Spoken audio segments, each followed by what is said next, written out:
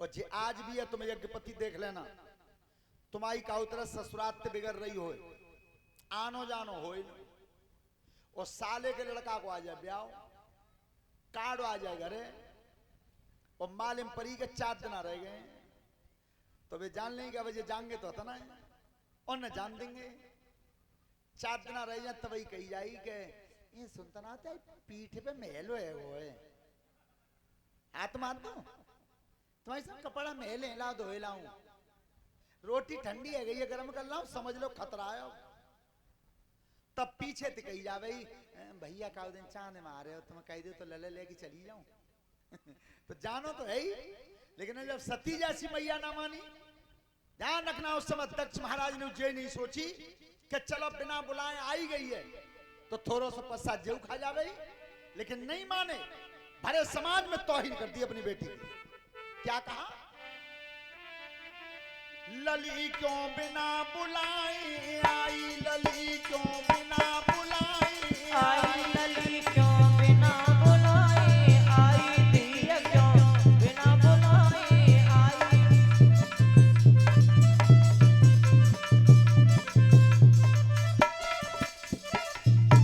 लली क्यों बिना बुलाए आई, लली क्यों बिना बुलाए आई, दिया क्यों बिना बुलाए आई।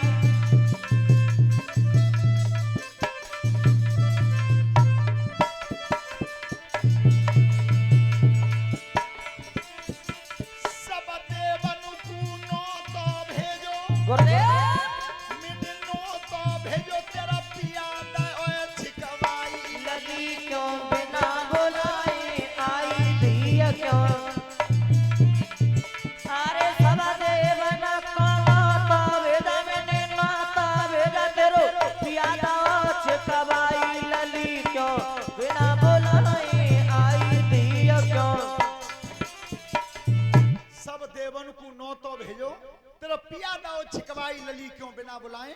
पिताजी ऐसा क्यों किया, तो सुनो, अरे देवन को दरबार जुड़ो, दरबार लगो, मोई सवई नारी नवाई, लली क्यों बिना बुलाए आई, लली क्यों। अरे देवन को दरबारा जोरो, दरबारा जोरो मोय सबई ने नारी न भाई, लली क्यों बिना बुलाए आई, दिया क्यों बिना बुलाए आई। एक बार देवताओं का समाज लग रहा था, और जिस समय मैंने पदार्पण किया, क्योंकि देवताओं के प्रधान बन गए दक्ष, एक बार जीत गए चुनाव, तो जब देवताओं के समाज में कदम रखा तो सब देवता खड़े हो गए उठ के, पर जो डमरू भाई बाबा ठाड़े नहीं भाई, नहीं भाई। उसी समय दक्ष ने श्राप दे दिया, आज के बाद इन्हें यज्ञ में कोई नौता नहीं देगा, कोई नहीं नौतेगा। तो सती ने की, पिताजी तुमने तो साप दो उन्हें, और अब मैं साप दे रही हूं, स्वाभिमान जग गया। क्या कही, के होई विध्वंस यज्ञ सब त्यारी, गुरुदेव यज्ञ सब त्यारी, और अंग भंग है जाई, लली क्यों बिना बुलाए आई, दिया क्यों। अरे होई विध्वंस यज्ञ सब त्यारी, यज्ञ सब त्यारी, अंग भंग है जाई, लली क्यों बिना बुलाए आई, दिया क्यों बिना बुलाए आई। जाओ, तुम्हारा यज्ञ विध्वंस होगा, तुम्हारा अंग भंग होगा। श्राप देकर के अपने बाप को, और कर्म क्या करती थी, अरे योग की अग्नि जली भीतर थी, जली भीतर थी, और तीनों ही बदन जराई, लली क्यों बिना बुलाए आई, दिया क्यों। अरे योग की अग्नि जलिया भीतर से, जली भीतर से, तीनों बदन जराई, लली क्यों बिना बुलाए आई, दिया क्यों। ध्यान रखना, सती ने अपनी काया को जला के भस्म कर दिया। विचार करना बहनियों, बेटियां ध्यान से सुने, पति का अपमान स्वीकार नहीं किया, अपने शरीर में ही आग लगा दी। और जब वे दोनों गण भाजे लौट गए, भोलेनाथ ने की सती कहाँ है? महाराज सती मैया जल गई, तुम्हारा अपमान नहीं सहन सकी, सती मैया जल गई। भोलेनाथ ने की कछ कह गई है? हमारा जी कह गई राजा दक्ष से कि तुम्हारा अंग भंग होगा, तुम्हारा यज्ञ विध्वंस होगा। अरे सती मैंने कितनी मने करी तुमसे, बार बार मैंने मने करी कि मत जाओ मत जाओ, पर तुमने मानी नहीं। अब क्रोध उठाया भीतर से भोलेनाथ के, किया क्या है? और ये दानदाताओं के नाम इस प्रकार हैं। 5100 रुपए अखिलेश यादव सनोम सतीश आजादपुर से, और 5100 रुपए ऋषभ यादव सनोम वीरपाल सिंह आजादपुर, 5100 रुपए जोगेंद्र यादव सनोम जयपाल ग्राम आजादपुर से। धन्यवाद। ध्यान रखना उस समय भोलेनाथ क्या करते थे। अरे तब बैठी गाहे त्रिपुरारी,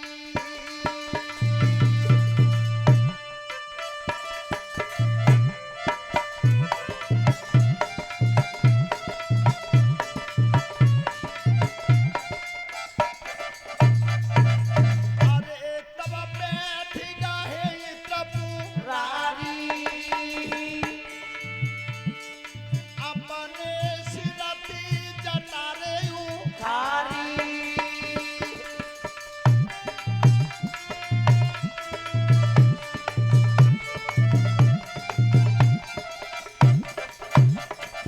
अरे तब सिरती जटारे उखारी, और खींच की तब धूनी में मारी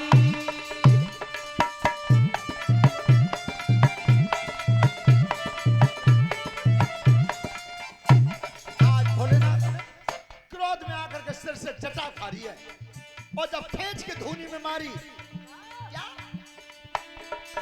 खींच की तब धूनी में मारी, तामिति उपज गाय बलधारी।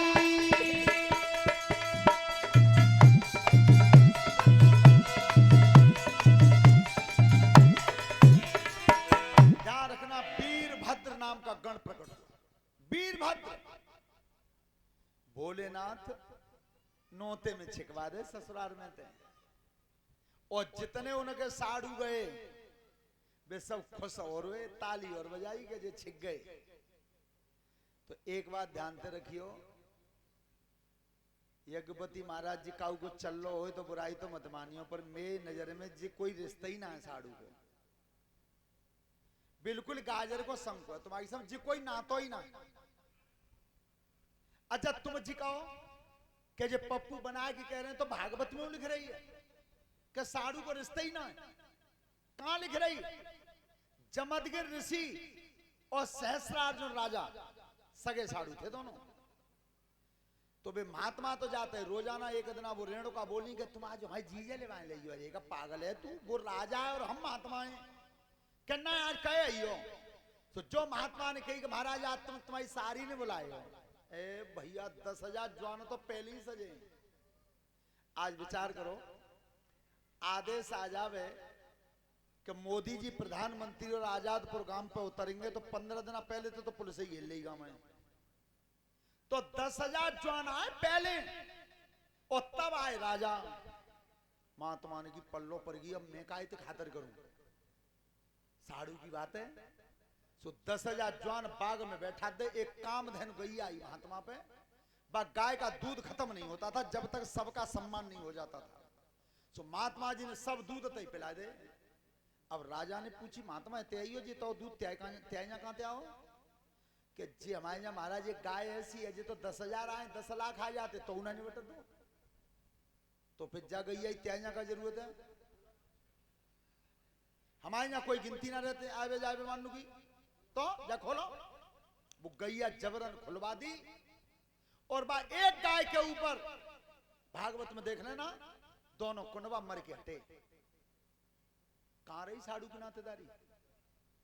और आला सुनी हो तुमने, मलखान और पारत सगे साड़ू थे दोनों, और जब दोनों की घरवाई मायके में खिट्टी वहीं, तो पारत की पत्नी ने कही कि ए जीजी मैं जी सुनिए जीजन को कालू ही ना है।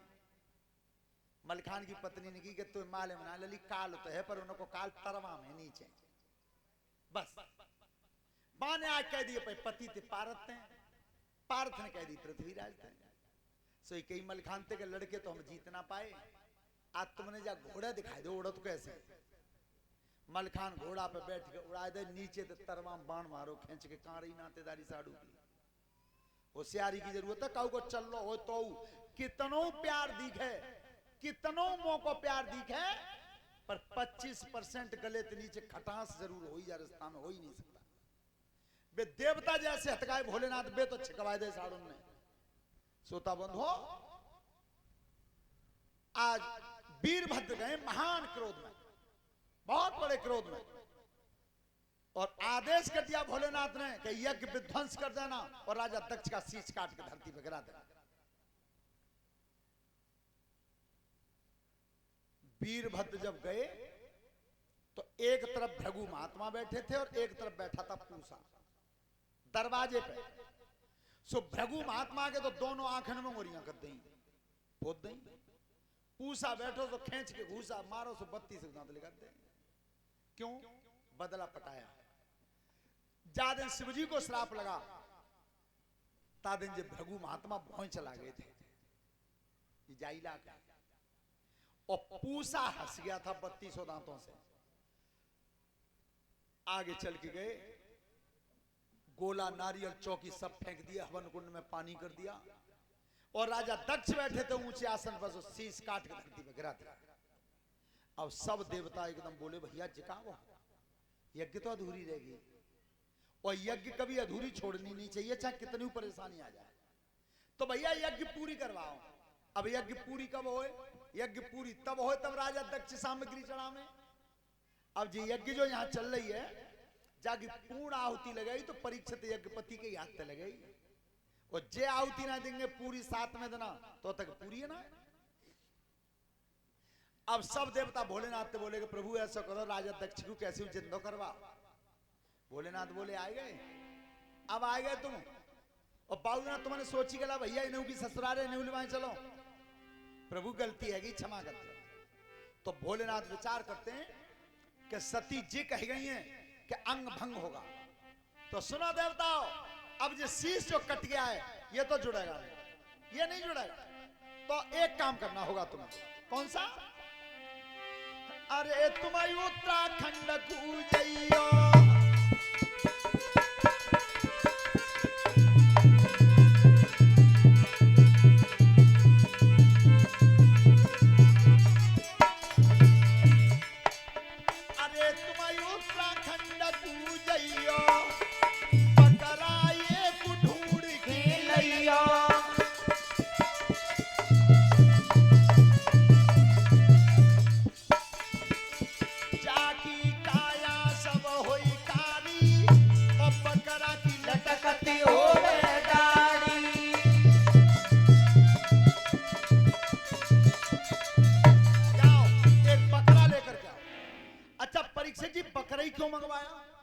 और क्या जीव नहीं थे?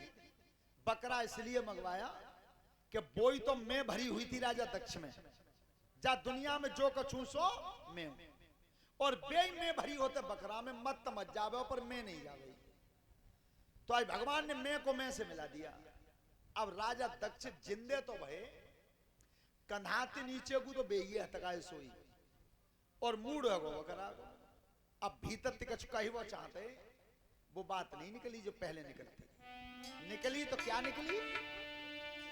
अरे बम्मा बम्मा और अटल बम्मा देखी बम्मा बम्मा और बम लहरी। अरे बम्मा बम्मा और अटल बम्मा देखी बम्मा बम्मा और बम लहरी।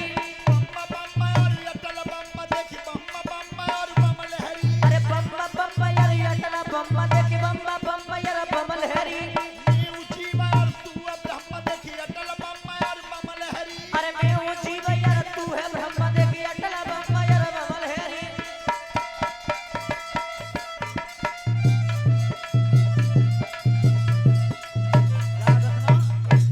सुना होगा कि जब ये कांवरिया कांवल लेकर के आते हैं तो रास्ता में बम बोलते हैं। ये बम सबसे पहले किसने बोली? सबसे पहले बोली राजा दक्ष ने, उनसे पहले किसी ने नहीं बोली। अच्छा बोली का पे बस वो मोई बकरा को है सो बम्बई बम्बली करी और कुछ आई है। पर एक बात कष्ट होता है, कभी देखना आप कांवरिया भर के जो बालक लाते हैं, उम्र कितनी है? 16 साल, 18 साल, 20 साल और 25 साल, और रास्ता में गिनती और बताते हैं कि अब की बेर में 5वीं बेर भर लाओ, और नेक अलग ले जाए कानम पूछो कि बाप को आंटी के इतना बदई मामलो खत्म। तो बेटा एक बात ध्यान से सुनो, परीक्षा में जब सब सवाल गलत चले जाते हैं तो लाल पेंसिल से 2 0 मिलते हैं रिजल्ट में। बाप को बाल्टी भर के नभाया नहीं, मेहतारी को रोटी परस के दी नहीं, कावर तू चाहे क्या मन चढ़ा दे, रिजल्ट 0 ही है, कुछ नहीं मिलेगा। जिसके माता पिता घर पर मौजूद हों, भाई कावर की आवश्यकता नहीं है। अरे सबसे बड़ी कावर तो वही है कि ज्यादा कावर को मन करे तादना पिताजी को बाल्टी भर के लाओ, पीठ मीट दो, नवा दो, मेहता ये रोटी पसी का पे हाथ से 2 कोरा खवा दियो, ताई में कावर चढ़ गई। पर इसे मानता कौन है? ध्यान रखना, आज सती जल गई। तो राजा दक्ष का तो यज्ञ संपन्न हुआ, और भोलेनाथ आज आए तो सती की जली हुई काया को उठा लिया, जली हुई काया को हाथ में उठा लिया और लेकर के निकल गए। पानी पिया नहीं, भोजन खाया नहीं, और एक क्षण के लिए रुके नहीं। जटाएं खिचड़ती रही पर्वतों पर, बस जली वही काया ही हाथन बधरे रहे। तब देवतन ने भगवान से कही कि प्रभु अब भोलेनाथ की हालत देखी ना जाए, अब तो बिल्कुल बेहाल है गो। भगवान ने विचार किया कि ये जली हुई काया जब तक हाथों पर रहेगी तब तक इनका मोह भंग नहीं होगा। तो आज विष्णु भगवान ने चक्र सुदर्शन से वो जली हुई जो काया हाथों पर रखी थी, वह काया के 9 टुकड़ा किए, 9 चक्र से 9 टुकड़ा किए। श्रोता बंधुओं, वो 9 दुर्गा कहलाई है, बोलिए दुर्गे मैया की। बाद में फिर 51 पीठ हुई इनकी, पूरे विश्व में पूजा की जाती है। सभी प्रेम से ताली बजाते हुए भगवान के नाम का भजन बोलें। और बालक हमारे जोरे गए शांत क्यों गए? शास्त्री शिकायत आते तुम नाचवे की ना कहते हो, मैं हम तो कहते हैं। हम यहाँ छत पर रुक रहे तय बराबर में मकान में बिन्ने में कही कल